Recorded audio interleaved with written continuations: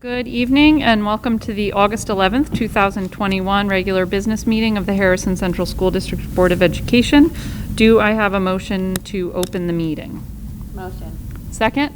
Second. All in favor? Aye. Any opposed? There are none. Michelle, would you do a roll call, please? Here. Here.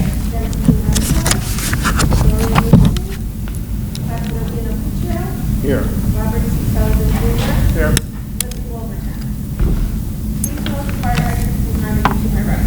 Thank you very much. Do I have a motion to recess into executive session? We have a contractual matter to discuss, a student matter, as well as an administrative issue. Motion. Second? Second. All in favor? Aye. Any opposed? There are none. We are recessed. Thank you. Do I have a motion to reopen the August 11th, 2021 regular business meeting? Motion. Second? Second. All in favor? Aye. Any opposed? There are none. Michelle, would you do a roll call, please? Here.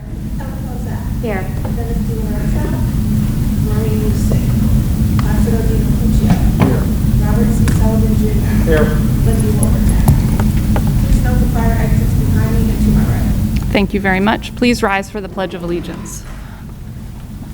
I pledge allegiance to the flag of the United States of America and to the republic for which it stands, one nation, under God, indivisible, with liberty and justice for all.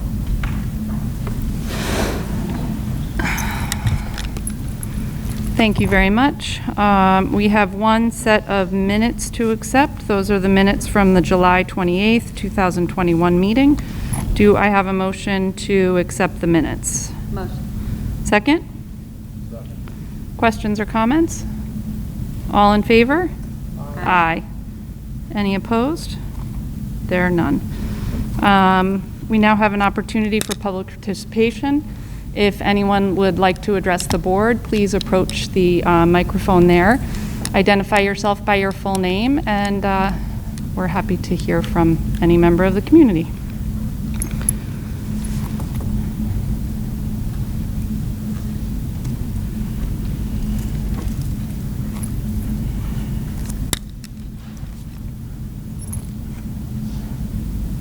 Hi, everyone. Good evening. Hope everyone's having a good summer. I'm Philomena Brucci. I have twin girls going into second grade and a fifth grade boy at Purchase. I'm just wondering what the plan is for this year, for this coming school year. What is plan A? Is there a plan B? And is there a plan C? I don't know, everything's kind of up in the air, especially with what's going on. So it just seems right to ask, like, what the plans are, A, B, maybe C. This is the third school year that we're going into with COVID. The incoming second graders started out kindergarten with everything normal, but they don't know anything different at this point. They just know that they have to wear masks. They can't see their teacher smile. They can't smile with one another. They can't hold hands if one of them falls on the playground. They can't help their friend by being close to them. And it's really upsetting, especially coming from a summer where my kids are going to the town camp in West Harrison. And they are as happy as can be. They're with their friends. They've made new friends. They're being social. They're hugging each other. They're playing with each other. There's no limit. I mean, there are limits, but they're socializing again in a normal way, and it's really nice to see them being able to do that. So I'm wondering, are there going to be cohorts again? Are there going to be Pride and Husky?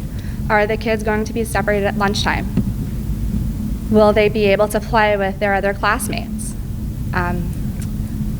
Will they be able to have a classroom without all of the barriers again, right? because we had to get barriers last year before we came back. Hold on, someone had a question aside from me. Air conditioning. There was a rumor that school districts were putting in air conditionings in our classrooms, and especially with masks, our kids are going to be hot. We have always had a pretty warm September, and then if we're still in masks in April, May, and June, it's also very hot.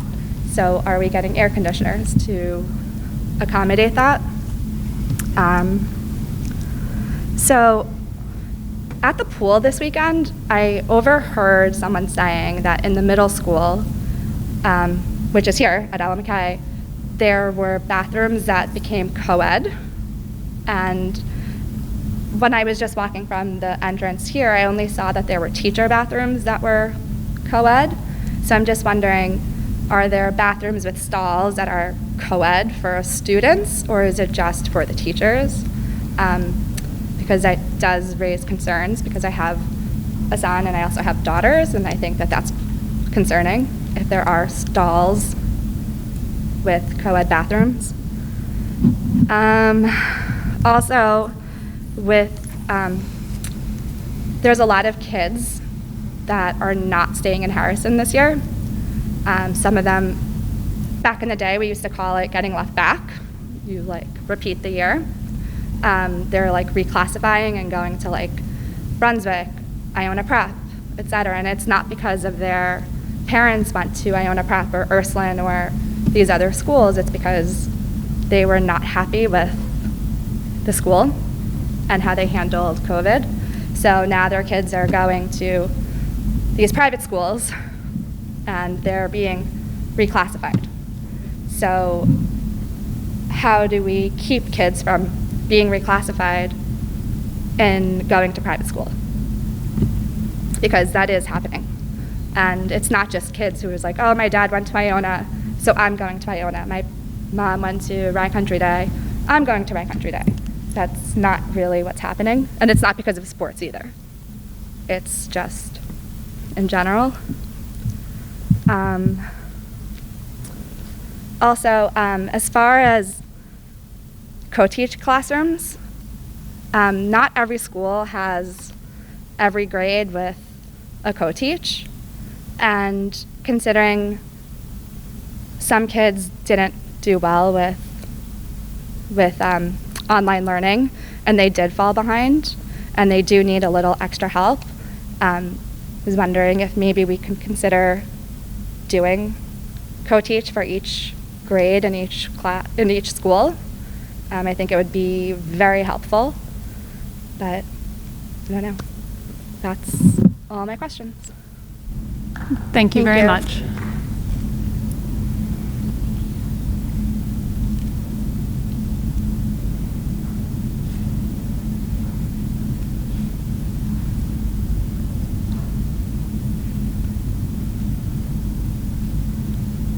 Hi, how are you?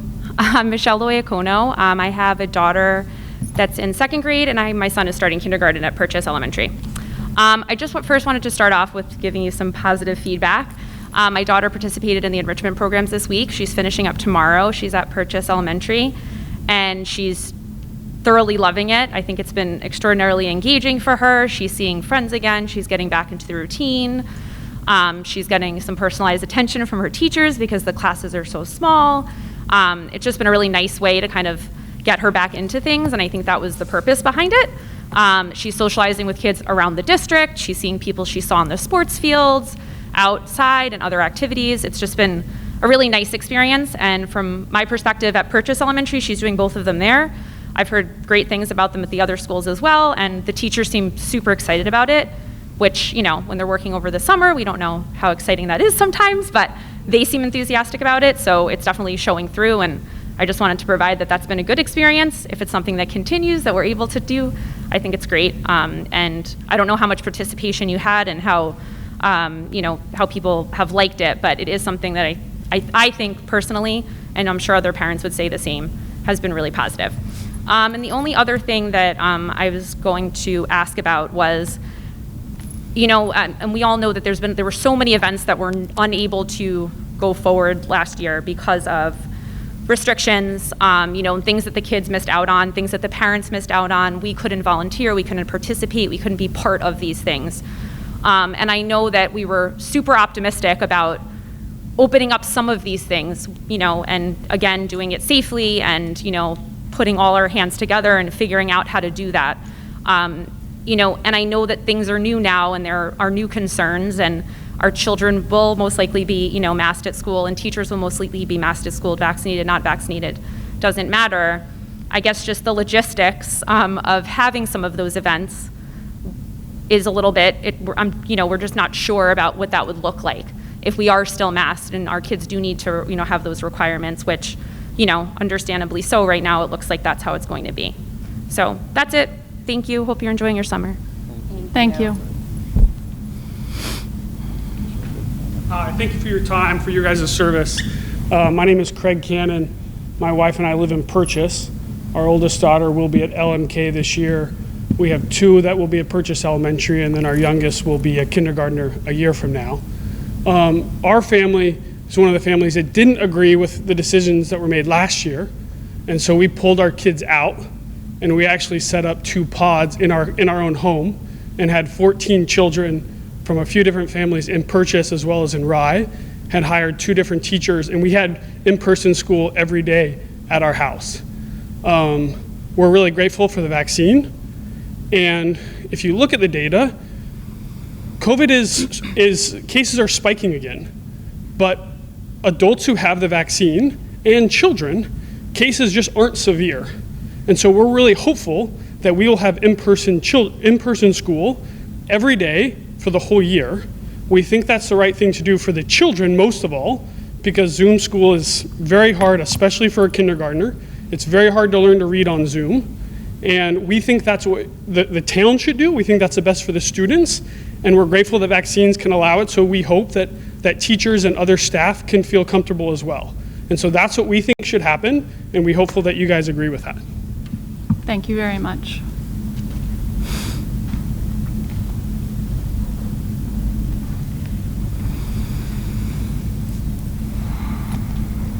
Hi, Liz Brown. I have 3 sons at Harrison Avenue, going into 5th grade, 3rd grade, and 1st grade.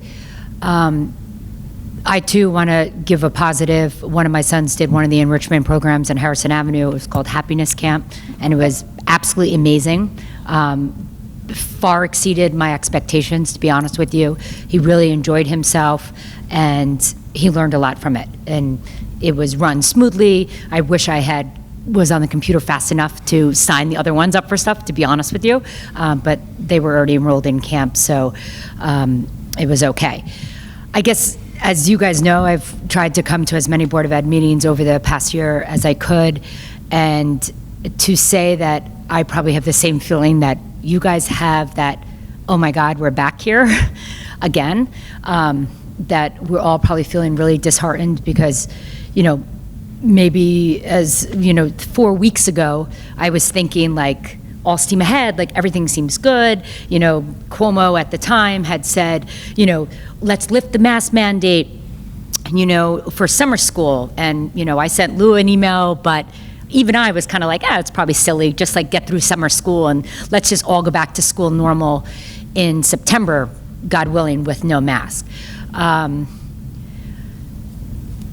I'd love to stand here and tell you that absolutely I believe that the kids shouldn't be in masks, and in my heart, I believe that. But, over the last couple of days, everything that I've read and, some other friends of mine, which I try to always be open-minded to hearing their perspective of it, of someone who works in the White Plains School District. And I think that what we're looking for, obviously, just like the gentleman behind me, number one, committed to being in person full-time. And I know you guys have worked your butts off and got us back in there, in late March. So I know that that's also in your mind.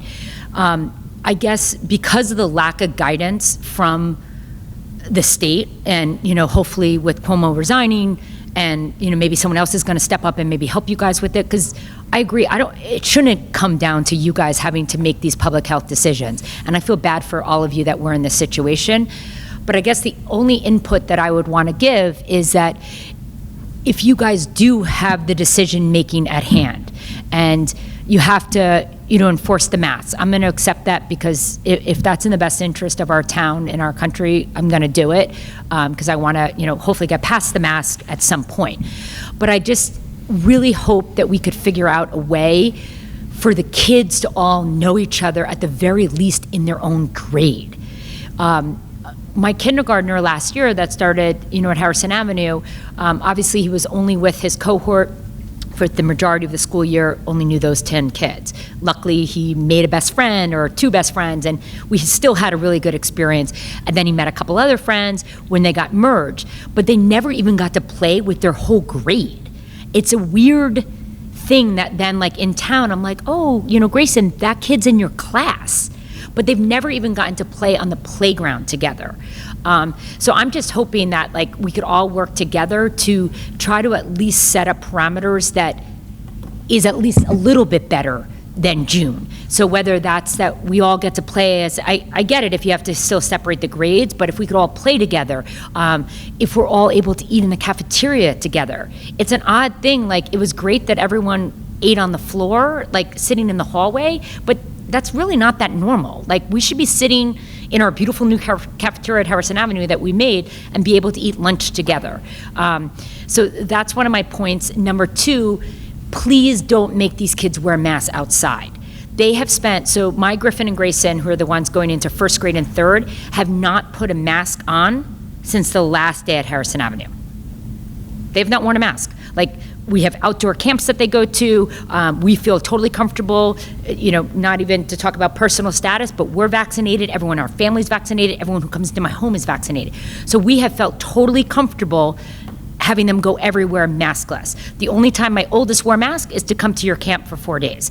So it is one thing if I can explain to them, yes, we have to do it in our classrooms just until this, Delta variant or however I'm going to explain it to them calms down.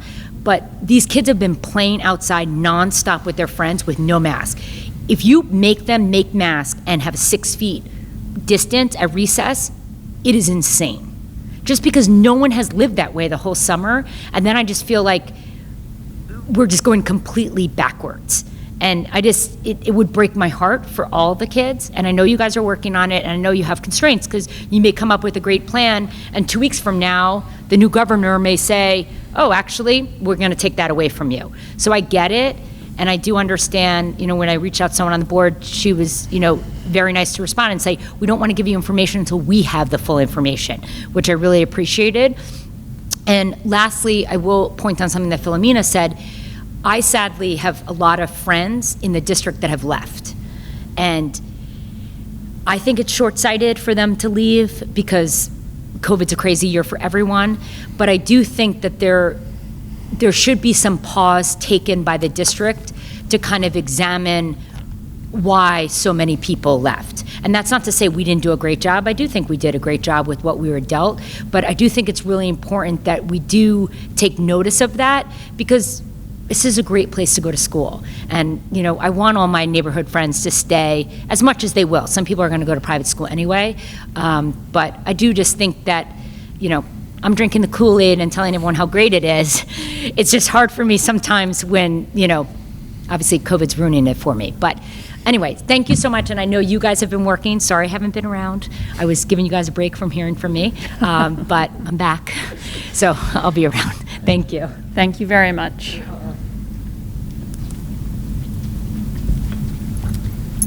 Hello, my name is Taylor Cannon. My husband got up a minute ago and talked about our 4 kids that we pulled out of the district last year and did pods in our home. And one thing that I learned doing that is that parents are a huge pain in the butt. So I do have a lot of respect and appreciation for what you do in dealing with all of us and our complaints. That was the first time I've ever pulled my kids out of school and even contacted a school or voiced a complaint or anything. I'm pretty easy to please usually, but my kids are everything and nobody knows what they need more than I do. So at the end of the day, I'm their mom and I gotta do what I gotta do. So I have re-enrolled them in the district, and I am just praying and crossing my fingers that things will be different this year. Like my husband said, we are very much hoping for in-school learning every single day. That means no quarantining when someone is around someone with COVID. Like we need to move past that. They need consistency. I don't know if the mask battle is something I can win, but I am very against them for my kids. I think it is not good for them at all, and I think it's unnecessary, personally. I am very grateful for the vaccination, like my husband said, mostly because I was hopeful that it would make everyone that is scared to death stop being so scared to death and that we can go back to living our lives. If you are vaccinated, then you should feel safer, and if you aren't, then you can be aware of the risks you are taking and be okay with them. I feel like all of these choices, wearing a mask, being vaccinated, should be choices, and that the government and our public school district needs to educate the children either way. So that is one concern I have. My oldest is starting middle school this year, and although she is not old enough today as an 11-year-old to be vaccinated, I am concerned that that day is coming soon and how the school district will handle that, if it will, if there is talk of mandates or requirements or can't participate in school or extra activities, stuff like that. That is something that would make me pull my kids out of the district again, along with them not being able to be in person every day. I would pull them out again. I don't think the teachers should have to wear masks. The kids should be able to see them smile, and they should see their mouth moving when they're talking. They have the choice of being vaccinated or not. They're adults, and if they are vaccinated, then they shouldn't be scared, and if they're not, then they are showing up knowing the risks. I just know that coronaviruses never ever go away. It is never going to disappear. So we cannot be scared forever. We cannot wear masks forever. We cannot let it rule the way we live and what we do forever. It's always going to be here. And anyway, I'm not scared. And so I just feel like I shouldn't be the one having to pull my kids out every year. If you're scared, you stay home. Thank you. Thank you.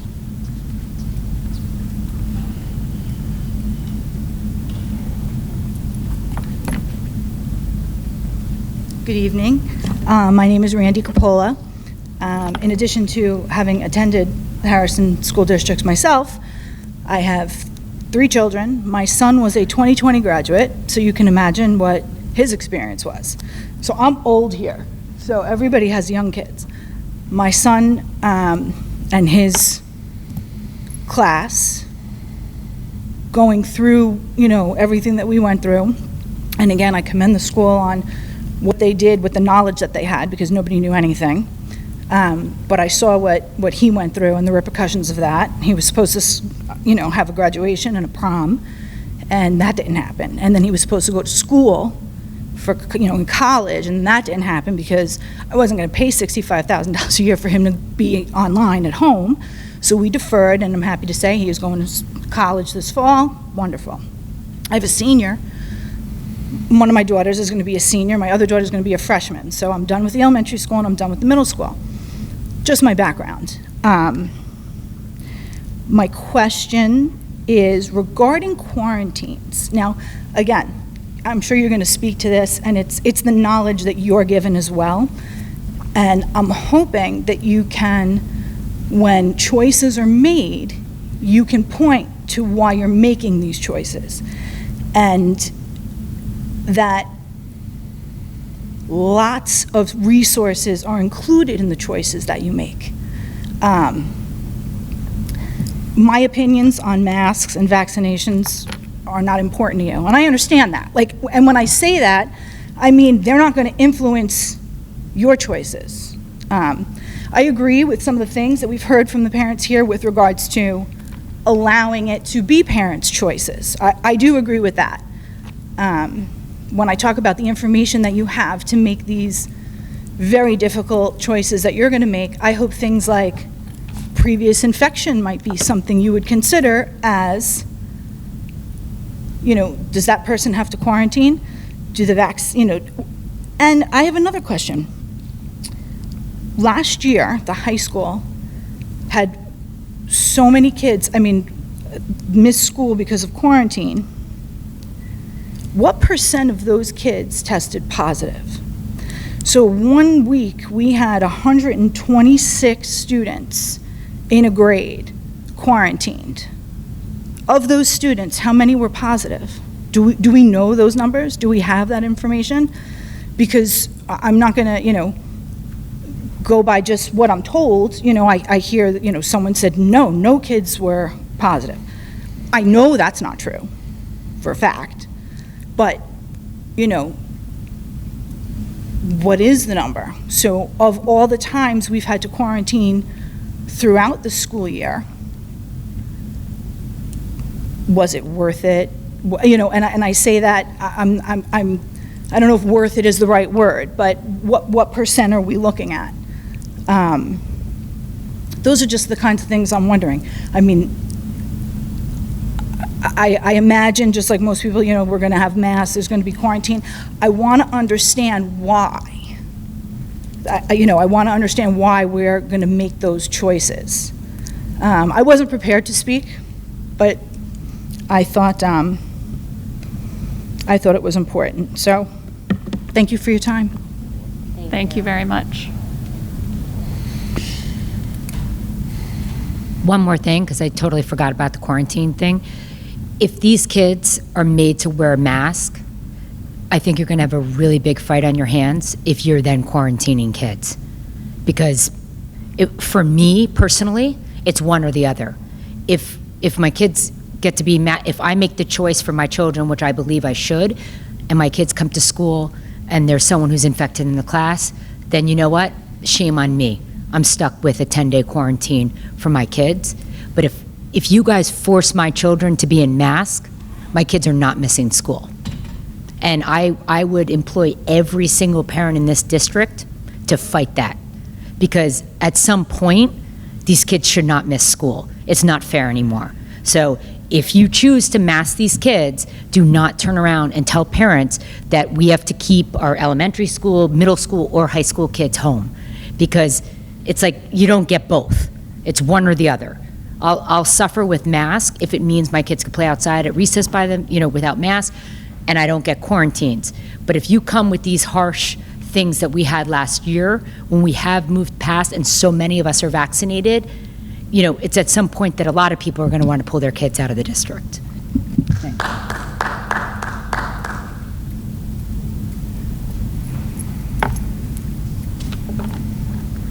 So I'm going to add on to what Liz said about the masks and quarantining. So as of 3 days ago, if the districts decide to wear masks, have the kids wear masks, then if someone tests positive in the classroom, they do not have to quarantine. I'm not sure if that still holds true today, but we can't keep quarantining the kids. My kids have been completely mask-free this entire summer, except for my daughter, who had to go to Bridges, which she loved Bridges, and she actually jumped a level in reading, which was really impressive considering she's going into 2nd grade and reading at a kindergarten level. So she did love going to the Bridges. She hated wearing the mask. Absolutely hated it because she said she couldn't breathe, the classroom was hot, they were changing windows at Preston, and she said it was terrible with the mask on. On the note with the mask again, there are websites on PubMed, there are certain data on the CDC that basically says that the masks don't work. And my son has been playing on a crazy junior PGA tour in the tri-state area. The only place that he has to wear a mask is in New York State, when he's teeing off next to some other kid. In New Jersey, he hasn't had to wear a mask. In Connecticut, nothing. If I wanted to follow him on the golf course in Connecticut, I could have followed him. In New York, I drop him off at bag drop, and I say, peace out, I'll see you in 4.5 hours. And the same held true this winter in New York for skiing. There's some crazy weather out there. Going skiing, you have to wear a mask getting on the lift. If you've gone skiing with a mask on and you're standing there on the lift, you're standing there with other people waiting to get on, and all you see from people's masks is their breath. So coronaviruses, respiratory infections, they're all aerosol particles, and all of them come through the masks. So it doesn't matter if you're wearing a mask or not, you're not going to be safe, if that's what the concern is. Like, we're not going to be safe, right? But the quarantining is just insanity. Like, you're wearing a mask and you have to quarantine and the kids are missing school. It's just not fair to the kids. It's not fair to them. I don't know. I don't know what the right answer is, but I don't agree with the mask for the kids. They need to be able to socialize. They have no idea. Some kids are missing social cues in general without a mask on. Now with a mask, they have absolutely no idea how to interpret people's body language, like, or a smile or a frown. They have no idea. We need to fix this. We need to help them, because we're going to have a lot of kids in therapy, a lot. So. Thank you. Sorry, I just have one more thing to say. My one question is, and comment is, I am very lucky that I am not the one making these decisions. I definitely know it's impossible to please everyone. My question is, as parents, what power do we have and how do we use it? And what do you need from the parents to know what the majority thinks? And I think that should be making our decision. I think that there is a silent majority that feels the same as the parents here tonight, and I think that should be making the decisions for our children, and not the few that are that feel the other way. I feel like most of us just want what's best for our kids, and we do not think that masking them and quarantining them and virtual learning is definitely not an okay thing to do for kids. All of these things the parents are not okay with. So my question is, how do we make our voices heard beyond this room and influence decisions? I know parents in California that have started raising money to get lawyers and fight the state and fight their school district, and it is the only way they were able to get their kids in the school at all last year. So do we need to go to those lengths? Is that what we need to do?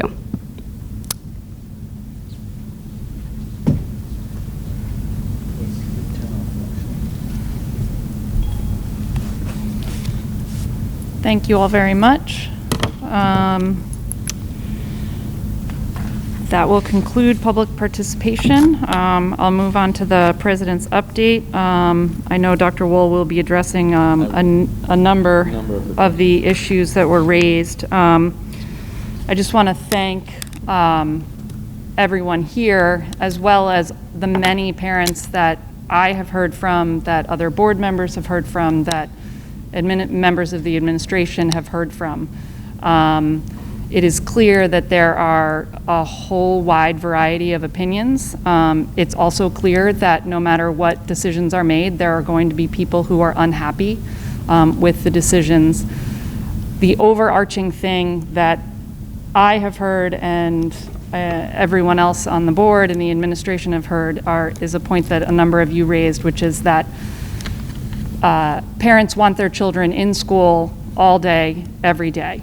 That is the goal of this board. That is the goal of this administration. We expect that every child will be in school every day. We have very intentionally not shared at this point our plans with respect to masking and some of the other requirements. As some of you alluded to, information is changing on a daily basis. I mean, we've watched communities and states around us make announcements 3 weeks ago, and they've already had to change. We expect over the course of the next probably 2 to 2.5 weeks, we'll have significantly more information from a variety of resources, some of which we use to guide our decision making, and some of which we are obligated to follow. We were told that we would have guidance tomorrow, I think it was tomorrow, from the State Department of Education. They've now pushed that guidance out to next week. There's a County Department of Health meeting next week that we are expecting we will be getting some guidance from as well. We are also, and I know Dr. Will talk about this, one of the things, those of you who were participating last summer will remember that when we set up our reopening plan, it was based in large part on the work that we had done last summer with summer school, with our Bridges to Literacy program, to figure out what was working, what wasn't working, what was the best model to use. Dr. Will share the numbers, but we've had over 1,000 participants in our summer enrichment programs as well as our summer school programs. So we're going to take the time, those end in the next few days. We're going to take the time to step back and look at what happened in those programs. What was the experience of children? What was the impact on children of the way that they were learning? What happened with COVID in the classrooms that we were in? So we're going to take all of that information, and that's going to guide us towards whatever decisions we ultimately make. As I said, we are well aware, we have experienced this for the past 18 months. There will be people who will have really terrible things to say about whatever decision we would make.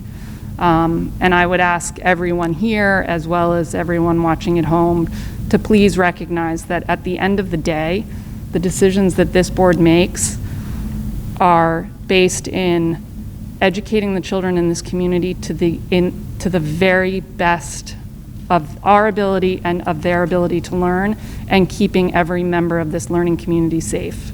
The students, the faculty, and staff.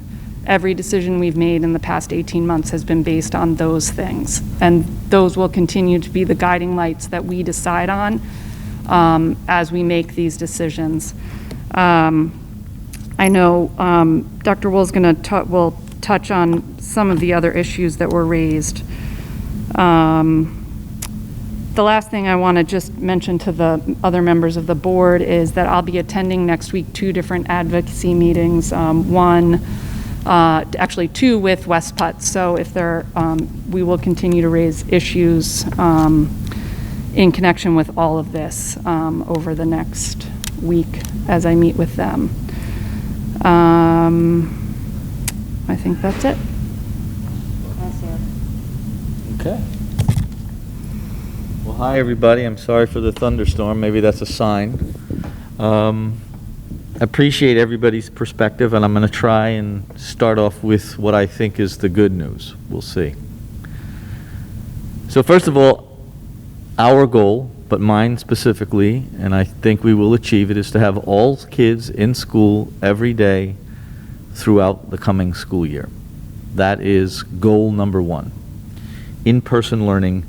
Actually, virtual learning will not be an option this year, according to the New York State Education Department, which I think is a good thing. We are going to extend it if, God forbid, your child does get quarantined. We will allow them, if they're quarantined through no fault of their own, to Zoom in. But let's start with quarantining, because there's a lot of confusion about quarantining and who makes the rules. First of all, everybody that was quarantined last year was quarantined under a mandate from the New York State Department of Health. So whether we think it was the right thing or not, it was the law. And there are lots of different ways to approach this problem. I was struck by something, Mrs. Connor, you said, because I couldn't agree with you more. My children are everything. I feel the same way about my 2 girls. There is nothing in the world more sacred, more important than your children. And the way I approach this work, and I say this to the board, and I always remind them this, not with any disrespect, every decision I make is not whether or not I'm going to please you or please the board. It's what is in the best interest of the 3,600 kids that do come to school here. There's no other variable that I consider. And that means it's got to be good for everybody's kid. As Oliver Wendell Holmes once said, the right for you to swing your arm ends where my nose begins. So if your behavior is going to have a negative effect and put somebody else's child's health at risk, that's not a decision I'm ever going to make. But here's the very good news. I've made no decisions because I'm a research practitioner. Those of you that know, I don't read the journal news. I don't read the People magazine. I read real research. And every decision I make is based on juried, studied research, not on my opinion or your opinion. If you've ever had a family member who's dying of cancer, you don't ask your neighbor, what do you think a good treatment would be? You go to experts and you try the very best you can to find the best course of treatment to make sure your family member is safe. That's the way I approach these responsibilities. There is nothing more valuable in this world than your children. So do I take these decisions seriously? They keep me up at night. There's not a piece of research right now that I haven't read about the impact of the Delta virus on children between the ages of 4 and 14. My doctorate is in organizational leadership, not medicine. But we are never going to put anybody's kids at risk because you're unhappy with my decision. So here's a great change that has occurred that's going to allow us to have much better continuity if we make certain decisions to keep all kids in school and limit quarantining. First of all, I'm encouraging all my employees and I'm meeting with all of my unions to try to get every single adult voluntarily vaccinated. I'm not a scientist. 365 million people have taken this vaccine. The negative effects are statistically insignificant. We need to stop politicizing things and look at science. That's my job. I don't care what side of the political spectrum you're on. The only thing I care about is keeping your kids safe. There is nothing else that matters. So quarantining under the new CDC guidance has changed in a way that's so helpful, it's almost unbelievable. If Mrs. Mangan and I were sitting 3 feet apart in a classroom, both wearing masks, and she was positive, and I was sitting next to her, I don't have to be quarantined as a child. Period. However, if I'm sitting here and my mask is off, I'm quarantined. So let's just play this back. It's my decision. Well, guess what?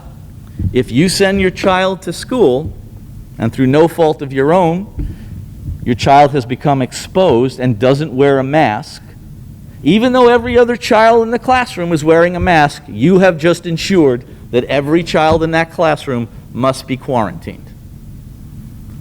So our individual choices absolutely affect whether or not we're going to achieve what we've all agreed is the most important goal. Keep our kids in school face-to-face every day.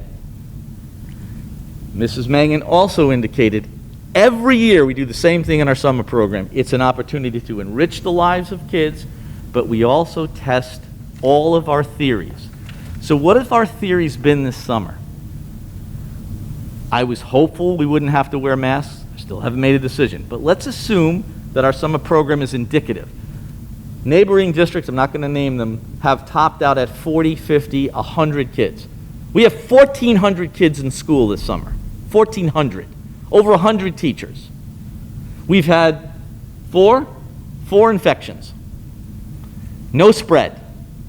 If the quarantine rules that I just described to you had been in effect, nobody would have been quarantined except the sick child. Nobody has been forced to wear a mask outdoors, ever, under any circumstances. Kids have been allowed to commingle. Those are our goals. Whether or not they're achievable, I can't answer you in this moment in time. But those are our goals. And we would all be foolish to pretend that this virus and its challenges haven't changed every step of the way.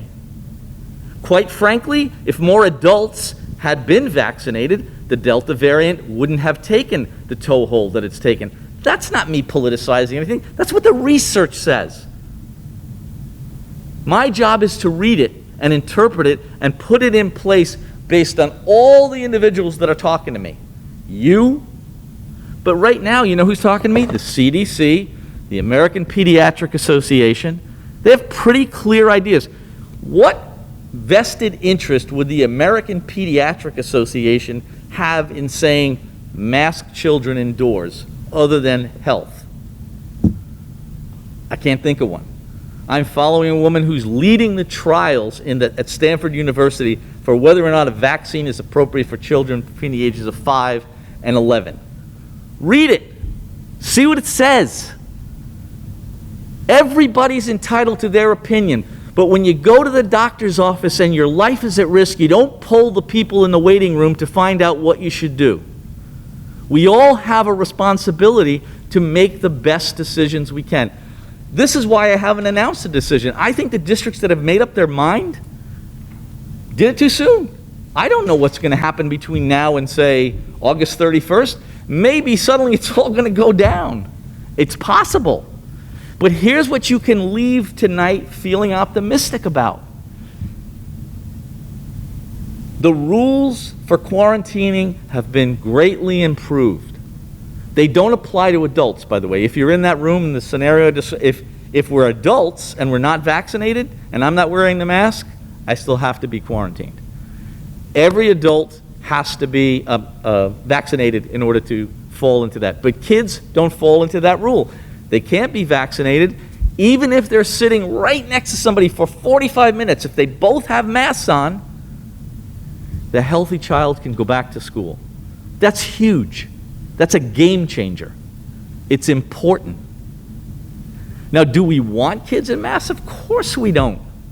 But if the choice that I have to make is, can I keep everybody in school by having them wear a mask, to me, that's a simple choice. Because I have seen in the summer, despite some kids being miserable, most kids being really excited and happy in the classes that I'm in. They're having a great time. The teachers are doing a great job. They're not happy about masks, but it's not the dominant feeling that they're having in school because, as Mrs. Brown pointed out, they're with friends. They're interacting on the playground. They're there every day. They're seeing their teacher. We are going to do everything within our power to normalize school. But I'm not going to make those decisions now because 3 days ago, the quarantine rule was different. Be patient and know this. This board, the superintendent, and everybody that works here wants your kids in school every day. We want next year to be as normal as possible. We want clubs, we want sports, we want theater, we want dance. I can't answer those questions yet because the people that are supposed to be advising me haven't. Right now, Westchester County is in a red zone. Is Harrison?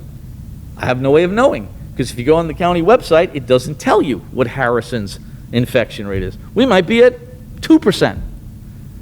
That would be helpful to know. We are following up on every possibility to make sure every option is available to kids to come to school every day. There's likely going to be some restrictions if we take full advantage of this. I'm not going to say yet that I've made up my mind, though, because I'm just telling you, I'm watching it. Literally changes every 24 hours. Literally. New Jersey had no mask mandate. They went back to a full mask mandate. Your kids are too important for me to put them on a roller coaster. Let's all take a pause. Let's study everything that I can possibly learn from the 1,400 kids that were here, from the medical research that we're doing, because by time August gets here, within 2 to 3 weeks, I'm going to send you what we're doing. Here's the goal. Every kid in school, every day. As much flexibility outdoors as we can possibly provide, including having kids play. We want what you want. But remember, this is an ugly statistic. I don't like it, but I'm going to share it with you. 3 months ago, across the United States, only 3% of the people that had COVID overall were children. So children between the ages of 5 and in this case 10. It's 23% today. So we're not being honest when we say it's not affecting kids.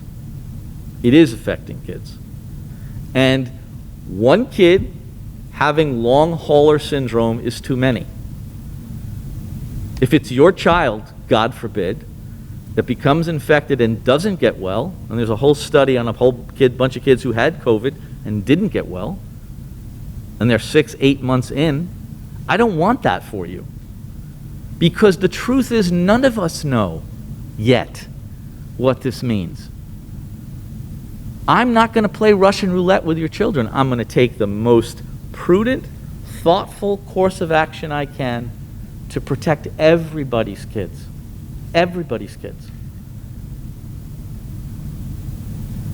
I think we all feel that our kids are the most important thing in our lives. So know fully that I'm hearing you. I want to give you as much option as we can possibly find, and we're going to find that path. We're going to have your kids back in school every day, face-to-face learning, full classes. The circumstances under which that happened, I'm still figuring out. I really think the quarantine is going to go down to almost nothing. That's my hope. And that will really help to calm the water. And if we have kids in clubs again and in activities, and the mom who asked about what about parents participating, we want you back in our schools. We really do. Your presence is so important. We want to have our PTA meetings in person. All of those things are on the table. But I'm not going to be foolish enough to promise you something that I don't know yet. Is that my goal? 100%. And I'm not turning away from it for 1 second. We're going to get there. But we have to agree sometimes that not everybody's going to agree on everything. For us, we've said tonight, interestingly enough, the most important thing is have your kids in school every day. We're going to get there. I just have to find the path forward. A couple of other quick things that co-teaching is not something we put in every class, because co-teaching is a mandate that comes out of a CSE meeting. So we don't assign co-teachers because kids are struggling in a classroom. There's a whole different set of criteria that apply to placing a co-teacher in a classroom. What else did we talk about? Kids in school. Oh, yes. Okay, so the law requires adults to be provided gender-neutral bathrooms. They're in every public building in the state of New York, including schools, and they are single occupancy only. And they're in this school for adults. So no, you're not going to walk into a girl's bathroom and be sharing it with a male. That's not how it works. Gender neutral is required, and we have them. They're posted, but there are girls' bathrooms, boys' bathrooms, and the required single occupancy gender neutral bathrooms in all of our schools as required by law. Okay, let me see if there's anything else. I'm just reviewing my notes because I was trying to make sure I got everything. Air conditioning. I wish we could put air conditioning in every classroom. Not the case. What we are doing is, Mr. Whipple and I have been working with, Tim is our new Assistant Superintendent for Business, so those of you who haven't met him yet. We've been working with our architects. We've toured all 6 buildings with architects and engineers. We're trying to use the bulk of the federal money to do 2 things. Air condition large spaces in every school so that if we have a really bad day, we can put kids in, but also to improve ventilation in all of our classrooms For every building, that means something different. For example, the Parsons School, which was built in 1890, doesn't even have unit ventilators because they weren't invented then. So we have to figure out how to bring air differently into that school than we are in Preston School. But we will be sharing with you how that federal money will be expended as soon as we have the scope of work, and we have to put it out to bid and find out if we can actually do it and how quickly we can do it. But we are going to improve air quality across the system. There was... Masks outside and what recess might look like. Don't know that yet. My goal is to use as few restrictions as possible. I believe, but I don't know yet, kids won't have to wear masks outside. That's what I'm guessing. Will not have to wear masks outside, and they will be allowed to intermingle, right? Play. That's our goal. The other, there was also a question, and we've talked about this at a couple of other meetings where we talked about our summer programs. They were geared towards learning loss, summer school type things, enrichment, and then also community building, which was going to be done in school buildings, grades. I forget but someone commented about kids not knowing each other. I had freshmen in high school last year who, they didn't have any kind of the normal start that you would get to a freshman year. As I understand it, those are still being planned, but again, some of it's going to depend on what we're allowed things to do. look like in August. Every principal is planning ways to build community. And Randy, my heart was breaking when I was thinking about what both senior classes experienced. As I said to them in my commencement speech, probably what weighed heaviest on my heart these last 2 years, I know the elementary kids struggled, but when you're a senior, those are moments that you never get back. And we did the best we could. I mean, we had a graduation in the Wegmans parking lot. That'll be a memory they'll never forget. And last year we managed to have a prom, and our kids are so incredibly generous. The prom was in the cafeteria, and it was remarkable. And they had to socially distance and dance, and that was a whole other story. But we do feel the pain of our kids. I spend as much time as I can with kids around me, because it reminds me why sometimes I love my job and sometimes I don't. But when you see the effect you have on kids, you know that it matters. And you also left out one part of your resume, substitute teacher in the Harrison Central School District. So I'm filling it out for you. But I just want you to know that we understand your frustrations. We do. We're going to get your kids back to school. We are.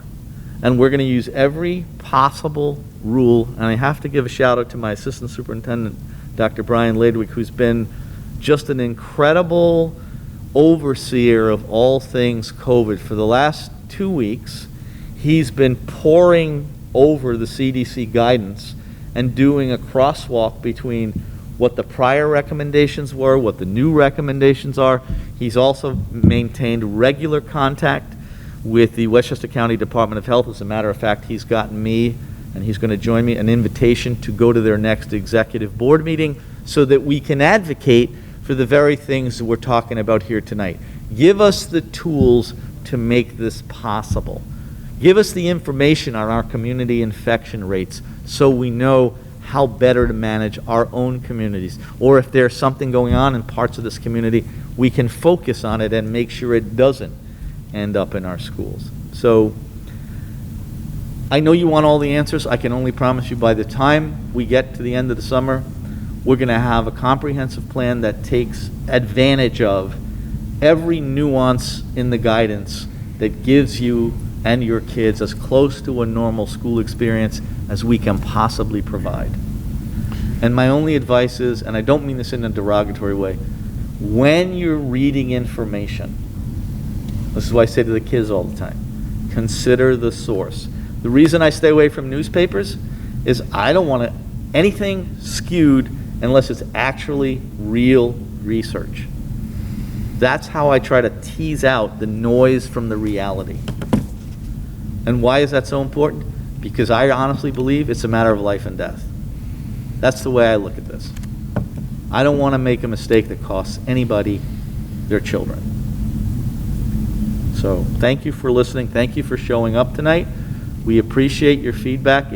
it's received, and we're going to work as hard as we can to make this a great year for your kids.